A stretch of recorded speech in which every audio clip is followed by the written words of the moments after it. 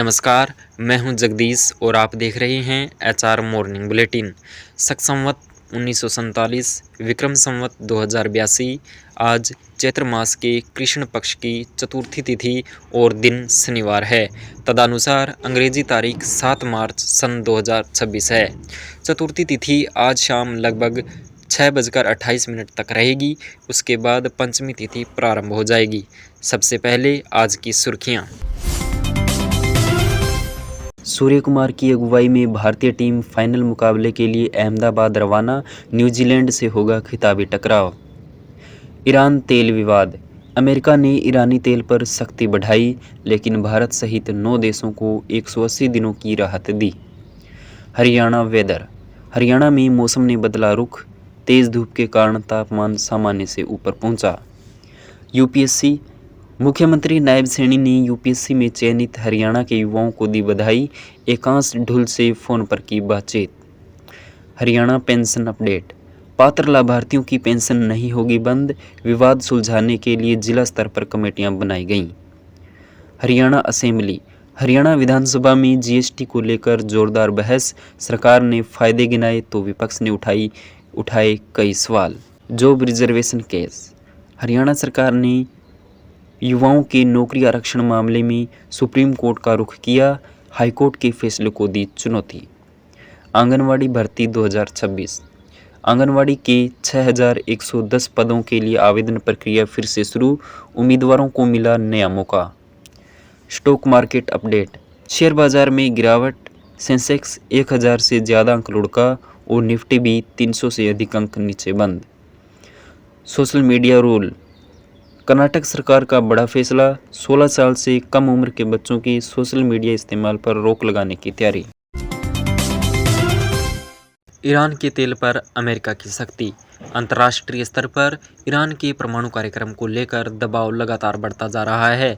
इसी बीच अमेरिका ने ईरानी कच्चे तेल के व्यापार को लेकर सख्त रुख अपनाया है। हालांकि भारत सहित 9 देशों को फिलहाल 180 दिनों के लिए प्रतिबंधों से छूट दी गई है। अमेरिका के अनुसार जिन देशों को यह राहत दी गई है उनमें भारत, चीन, मलेशिया, दक्षिण कोरिया, सिंगापुर, दक्षिण अफ्रीका, श्रीलंका, तुर्की और ताइवान शामिल हैं। इन देशों ने ईरान से कच्चे तेल की खरीद में काफ़ी कमी की है। इसी आधार पर इन्हें यह अस्थायी छूट दी गई है। अमेरिकी विदेश मंत्री जॉन केरी ने कहा कि इन देशों ने ईरानी तेल आयात को या तो काफ़ी घटाया है या फिर लगभग बंद कर दिया है। इसी वजह से इनके वित्तीय संस्थानों को फिलहाल अमेरिकी कानून नेशनल डिफेंस ऑथोराइजेशन एक्ट के तहत लगाए जाने वाले प्रतिबंधों से 180 दिनों की राहत दी गई है। ज़रूरत पड़ने पर इस अवधि को आगे भी बढ़ाया जा सकता है। अमेरिकी प्रशासन का कहना है कि अंतर्राष्ट्रीय समुदाय ईरान पर लगातार दबाव बना रहा है ताकि वह अपने परमाणु कार्यक्रम से जुड़ी चिंताओं का समाधान करे और वैश्विक नियमों का पालन करे। अमेरिका के मुताबिक अब तक करीब 20 देशों ने ईरान से तेल खरीद में बड़ी कटौती कर दी है या इसे पूरी तरह समाप्त कर दिया है। हाल ही में अमेरिका ने ईरान पर दबाव बढ़ाने के लिए एक नया कार्यकारी आदेश भी जारी किया है।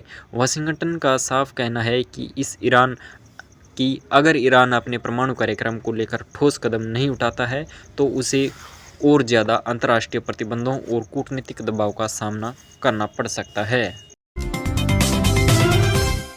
भारत टी20 विश्व कप फाइनल में। भारत की पुरुष क्रिकेट टीम ने 2026 टी20 विश्व कप के सेमीफाइनल में शानदार प्रदर्शन करते हुए इंग्लैंड को 7 रनों से हराकर फाइनल में जगह बना ली है। इस रोमांचक जीत के बाद कप्तान सूर्य कुमार यादव की अगुवाई में भारतीय टीम खिताबी मुकाबले के लिए मुंबई से अहमदाबाद रवाना हो गई है। फाइनल मुकाबला अहमदाबाद के नरेंद्र मोदी स्टेडियम में खेला जाएगा, जहां भारत का सामना मजबूत न्यूजीलैंड टीम से होगा। टीम के रवाना होने के दौरान मुंबई के छत्रपति शिवाजी महाराज इंटरनेशनल एयरपोर्ट पर बड़ी संख्या में क्रिकेट प्रशंसक पहुंच गए। खिलाड़ियों की एक झलक पाने के लिए फैंस ने जमकर नारे लगाए और अपने मोबाइल फ़ोन से वीडियो और तस्वीरें भी रिकॉर्ड कीं। सेमीफाइनल मुकाबले में भारत ने पहले बल्लेबाजी करते हुए 7 विकेट के नुकसान पर 253 रन का बड़ा स्कोर खड़ा किया। इस मैच में विकेटकीपर बल्लेबाज संजू सैमसन ने शानदार 89 रनों की पारी खेली, जबकि तेज गेंदबाज जसप्रीत बुमराह समेत गेंदबाजों ने इंग्लैंड को 246 रन पर रोककर टीम को जीत दिलाई। अब फाइनल में भारत का मुकाबला न्यूजीलैंड से होगा, जिसकी कप्तानी मिचेल सेंटनर कर रहे हैं। न्यूजीलैंड ने सेमीफाइनल में दक्षिण अफ्रीका को हराकर फाइनल में प्रवेश किया। इस मैच में बल्लेबाज फिन एलन ने मात्र 33 गेंदों में शतक लगाकर रिकॉर्ड बना दिया है। भारत के पास इस बार कई बड़े रिकॉर्ड बनाने का मौका है। अगर टीम यह मुकाबला जीत जाती है तो वह T20 विश्व कप का खिताब 3 बार जीतने वाली पहली टीम बन सकती है। साथ ही लगातार 2 बार ट्रॉफी जीतने और घरेलू मैदान पर T20 विश्व कप जीतने का इतिहास भी रच सकती है। अब क्रिकेट प्रेमियों की नज़रें अहमदाबाद में होने वाले इस बड़े मुकाबले पर टिकी हैं, जहां यह देखना दिलचस्प होगा कि क्या भारत एक बार फिर विश्व चैंपियन बन पाता है या न्यूजीलैंड पहली बार T20 विश्व कप ट्रॉफी अपने नाम करता है। संघ लोक सेवा आयोग यानी यूपीएससी की परीक्षा में सफलता हासिल करने वाले युवाओं को हरियाणा के मुख्यमंत्री नायब सिंह सैनी ने बधाई और शुभकामनाएं दी हैं। मुख्यमंत्री ने खास तौर पर हरियाणा से चयनित सभी उम्मीदवारों की मेहनत और उपलब्धि की सराहना की है। इसी कड़ी में मुख्यमंत्री नायब सिंह सैनी ने पंचकुला के रहने वाले एकांश ढुल से फ़ोन पर बात कर उन्हें व्यक्तिगत रूप से बधाई दी। बता दें कि एकांश ढुल ने यूपीएससी परीक्षा में ऑल इंडिया स्तर पर तीसरा स्थान हासिल कर प्रदेश और अपने परिवार का नाम रोशन किया है। मुख्यमंत्री ने कहा कि यह सफलता केवल व्यक्तिगत उपलब्धि नहीं बल्कि पूरे राज्य के लिए गर्व की बात है। उन्होंने उम्मीद जताई कि सभी चयनित युवा देश सेवा की भावना के साथ अपने दायित्वों का निर्वहन करेंगे। साथ ही मुख्यमंत्री ने कहा कि विकसित भारत के संकल्प को साकार करने में इन युवाओं की महत्वपूर्ण भूमिका होगी। उन्होंने सभी सफल उम्मीदवारों से अपील की है कि वे समाज और देश के प्रति समर्पण की भावना के साथ आगे बढ़ें और राष्ट्र के उज्जवल भविष्य के निर्माण में योगदान दें। हरियाणा में पेंशन को लेकर उठ रहे विवादों के बीच सरकार ने बड़ा कदम उठाया है। सामाजिक न्याय एवं अधिकारिता मंत्री कृष्ण कुमार बेदी ने साफ कहा है कि प्रदेश में किसी भी पात्र लाभार्थी की पेंशन नहीं काटी जाएगी। पेंशन से जुड़ी शिकायतों और विवादों के समाधान के लिए राज्य सरकार ने हर जिले में विशेष कमेटियां गठित कर दी हैं। इन कमेटियों की अध्यक्षता एडीसी यानी अतिरिक्त उपायुक्त करेंगे।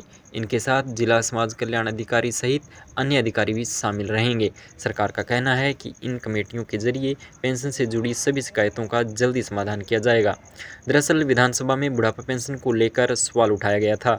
कुछ विधायकों ने कहा कि परिवार की आय को आधार बनाने के कारण कई वरिष्ठ नागरिकों की पेंशन बंद हो गई है, जिससे उन्हें परेशानी हो रही है। इस पर मंत्री कृष्ण कुमार बेदी ने कहा कि विपक्ष इस मुद्दे पर भ्रम फैला रहा है। उन्होंने भरोसा दिलाया कि जो लोग पेंशन के पात्र हैं उनकी पेंशन किसी भी हालत में बंद नहीं की जाएगी। सरकार ने यह भी व्यवस्था की है कि जिला स्तर पर मिलने वाली शिकायतों को आगे विभाग के निर्देशन तक भेजा जाएगा और अतिरिक्त मुख्य सचिव स्तर पर इनकी नियमित निगरानी की जाएगी ताकि पात्र लोगों तक पेंशन का लाभ समय पर पहुँच सके। हरियाणा विधानसभा में गूंजा गब्बर सिंह टैक्स, विधायकों ने जीएसटी की खूबियां तो कांग्रेस ने गिनाई खामियां। दरअसल भाजपा विधायकों और कुछ निर्दलीय सदस्यों की ओर से जीएसटी संशोधन को लेकर एक गैर सरकारी संकल्प सदन में रखा गया था। चर्चा के बाद इस प्रस्ताव को पारित कर दिया गया। बहस के दौरान भाजपा विधायकों ने जीएसटी के फायदे गिनाते हुए इसे देश की कर व्यवस्था को सरल और पारदर्शी बनाने वाला कदम बताया। वहीं कांग्रेस विधायकों ने जीएसटी की आलोचना करते हुए इसे गब्बर सिंह टैक्स करार दिया। कांग्रेस विधायक जस्सी पेटवाड़ ने कहा कि साल 2017 में लागू किया गया यह टैक्स आज भी आम लोगों पर बोझ बना हुआ है। हालांकि इस दौरान विधानसभा अध्यक्ष हरविंद्र कल्याण ने भी बीच में हस्तक्षेप करते हुए सवाल उठाया कि यह गब्बर सिंह टैक्स शब्द रिकॉर्ड में है या नहीं। वहीं भाजपा विधायक प्रमोद विज और घनश्याम दास अरोड़ा ने जीएसटी का बचाव करते हुए कहा कि कई जरूरी चीज़ों पर टैक्स शून्य किया गया है और समय समय पर इसमें सुधार भी किए गए हैं। कुल मिलाकर जीएसटी को लेकर विधानसभा में पक्ष और विपक्ष के बीच तीखी बहस देखने को मिली। हरियाणवी युवाओं को नौकरी में आरक्षण के लिए सुप्रीम कोर्ट गई नायब सरकार, हाईकोर्ट के फैसले को दी चुनौती। हरियाणा में स्थानीय युवाओं को निजी उद्योगों में आरक्षण देने के मुद्दे पर अब मामला सुप्रीम कोर्ट तक पहुंच गया है। हाईकोर्ट द्वारा इस फैसले को रद्द किए जाने के बाद राज्य सरकार ने इसे चुनौती देते हुए सुप्रीम कोर्ट में याचिका दायर की है। दरअसल हरियाणा की पूर्व भाजपा जसपा गठबंधन सरकार ने निजी उद्योगों में हरियाणा के युवाओं के लिए 75% आरक्षण का प्रावधान लागू किया था। हालांकि गुरुग्राम सहित कई औद्योगिक संगठनों ने इस फैसले का विरोध करते हुए हाईकोर्ट का रुख किया था, जिसके बाद हाईकोर्ट ने इस पर रोक लगा दी थी। अब हरियाणा सरकार इस फैसले को बरकरार रखने के लिए सुप्रीम कोर्ट पहुंच गई है। विधानसभा में उद्योग एवं वाणिज्य मंत्री राव नरबीर सिंह ने जानकारी दी कि सरकार चाहती है कि प्रदेश के युवाओं को स्थानीय उद्योगों में रोजगार के अवसर मिले। वहीं कांग्रेस विधायक गीता भुक्कल ने सदन में यह मुद्दा उठाते हुए कहा कि कई कंपनियां हरियाणा में जमीन लेने के बावजूद स्थानीय युवाओं को नौकरी नहीं देती हैं। इस पर मंत्री राव नरबीर सिंह ने बताया कि सरकार युवाओं को रोजगार दिलाने के लिए नई इंसेंटिव योजना भी लागू करने जा रही है। इसके तहत कंपनियों को हरियाणा के युवाओं को नौकरी देने पर पहले 48,000 रुपये सालाना सहायता मिलती थी, जिसे अब बढ़ाकर 1 लाख रुपये कर दिया गया है। सरकार का मानना है कि इससे प्रदेश के युवाओं को रोजगार के अवसर बढ़ेंगे। पंजाब में सरकारी नौकरी की तैयारी कर रहे युवाओं के लिए अच्छी खबर है। सामाजिक सुरक्षा और महिला एवं बाल विकास विभाग ने आंगनवाड़ी भर्ती की आवेदन प्रक्रिया एक बार फिर से शुरू कर दी है। इस भर्ती अभियान के तहत राज्य में आंगनवाड़ी कार्यकर्ता और सहायिका के कुल 6,110 पदों को भरा जाएगा। इच्छुक और योग्य उम्मीदवार इन पदों के लिए 11 मार्च 2026 तक ऑनलाइन आवेदन कर सकते हैं। आवेदन केवल विभाग की आधिकारिक वेबसाइट के माध्यम से ही स्वीकार किए जाएंगे। पात्रता की बात करें तो आंगनवाड़ी कार्यकर्ता के पद के लिए उम्मीदवार की न्यूनतम आयु 21 वर्ष और अधिकतम आयु 37 वर्ष तय की गई है। वहीं सहायिका के पद के लिए न्यूनतम आयु 18 वर्ष और अधिकतम आयु 37 वर्ष निर्धारित की गई है। इसके अलावा उम्मीदवार का किसी मान्यता प्राप्त बोर्ड से 12वीं पास होना जरूरी है। आवेदन करने के लिए उम्मीदवारों को सबसे पहले विभाग की आधिकारिक वेबसाइट पर जाकर पंजाब आंगनवाड़ी रिक्वायरमेंट 2026 लिंक पर क्लिक करना होगा। इसके बाद जरूरी जानकारी भरकर दस्तावेज अपलोड करनी होंगे और आवेदन शुल्क जमा करना होगा। विभाग ने उम्मीदवारों को सलाह दी है कि वे अंतिम तारीख 11 मार्च से पहले ही आवेदन प्रक्रिया पूरी कर लें, क्योंकि इसके बाद आवेदन का मौका नहीं दिया जाएगा। भारतीय शेयर बाजार में आज एक बार फिर बड़ी गिरावट देखने को मिली। हफ्ते के आखिरी कारोबारी दिन शुक्रवार को बाजार लाल निशान के साथ बंद हुआ।